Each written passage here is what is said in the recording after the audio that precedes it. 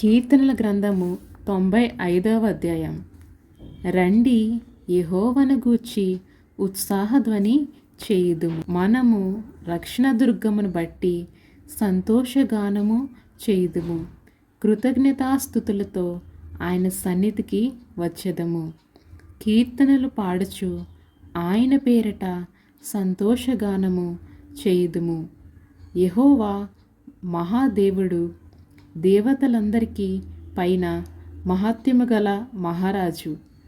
భూమ్యాగత స్థలములు ఆయన చేతినున్నవి, పర్వత శిఖరములు ఆయనవే. సముద్రము ఆయనది, ఆయన దాన్ని కలుగు చేసెను. ఆయన హస్తములు భూమిని నిర్మించెను. ఆయన మహాదేవుడు, మనము ఆయన పాలించు ప్రజలము, ఆయన మేపు గొర్రెలము.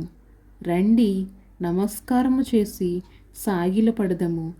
మనలను సృజించిన యెహోవా సన్నిధిని మోకరించుదము.